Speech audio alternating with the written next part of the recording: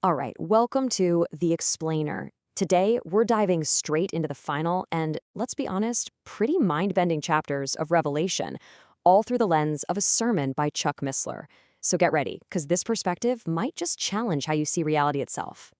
So let's kick things off with this really provocative idea that honestly sets the stage for everything else we're going to talk about. The claim is simple. What if we're fundamentally misreading this text because we're, stuck in our three-dimensional way of thinking?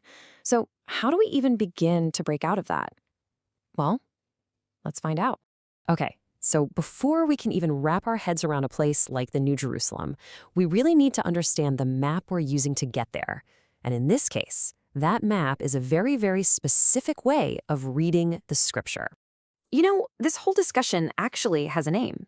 It falls under a field of study called eschatology, which is really just a fancy word for the study of the end times. And believe me, when you're dealing with prophecy, the lens you look through changes absolutely everything. And here it is. This is the key to the whole thing. This entire argument, it all rests on taking the Bible literally.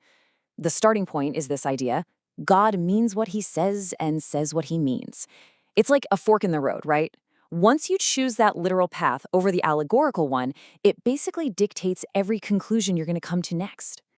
So this is where that literal approach takes us somewhere, well, somewhere that seems to completely defy our physical reality. It takes all those super detailed descriptions in Revelation and asks this really fascinating question: what if they're literally true, but just in a way our brains can't physically process? And that brings us right to the heart of the matter. If the New Jerusalem isn't three-dimensional, how can we possibly even imagine it? Well, the sermon offers up this pretty clever analogy to help us start thinking about higher dimensions, or what some people call hyperspace. Okay, so picture this: a world that's completely flat, kind of like a sheet of paper, and its residents, let's call them Mr. and Mrs. Flat, are two-dimensional beings. They totally get forward, backward, left, and right, but the actual concept of up or down, it's just completely foreign to them. It doesn't exist.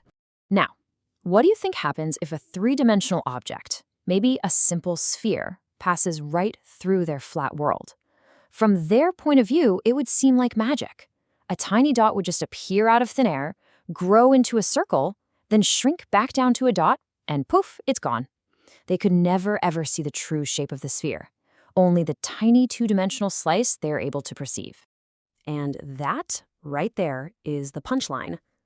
The whole point of the analogy is to suggest that maybe, just maybe, our perception of the New Jerusalem is just as limited as the flat's view of that sphere. We're trying to make sense of a reality that might be four-dimensional, but we're stuck looking at it with our three-dimensional eyes. And this is why those details in the text are so important. It describes 12 foundations, right? Each one a different precious stone. The sermon's suggestion is that these aren't just there for support, they're all related to colored light. Each gem has its own unique optical properties. I mean, it paints a picture of a city literally built out of light. How amazing is that? Okay, so with that mind-bending idea of a higher dimensional reality kind of simmering in the background, the sermon makes a really sharp turn. It steps away from prophecy for just a moment to get super clear on what it considers the absolute core of the Christian message, a term that gets thrown around a lot but, according to the source, is rarely actually defined. The argument here is pretty straightforward. Everyone thinks they know what the word gospel means, but do they really? It's not presented here as just an opinion, but as a non-negotiable foundational truth, pulled directly from the writings of the Apostle Paul. So here it is, broken down. The source material claims these 3 points aren't just part of the gospel, they are the gospel. That's it. The death, the burial, and the resurrection. 3 specific historical events that are laid out as the absolute bedrock of the Christian faith. So once that foundation is laid, the focus shifts. It moves from these big theological ideas right down to the personal level, right down to you and me. It's a pivot from theology to personal accountability, and the ultimate choice that, according to this, everyone has to face. A huge concept presented here is this idea of a future judgment. But it's not a judgment of salvation, it's a judgment of works. The idea is that everything we build in this life, every action, is going to be tested. And the test? It's fire. Things that are built to last, gold, silver, precious stones, they'll survive. But all the flimsy stuff, the wood, the hay, the stubble, it's just going to get burned away. And this distinction is presented as absolutely crucial. Think about it like this. Imagine escaping a burning house. You get out alive, you are saved. But you get out with nothing but the clothes on your back. Everything you worked for, everything you owned is just gone. That's the idea here. It separates the gift of salvation from the reward for what you actually do with your life. And as we get to the very, very end of the book of Revelation, the text itself issues this incredibly stern warning: do not add or take away from its words.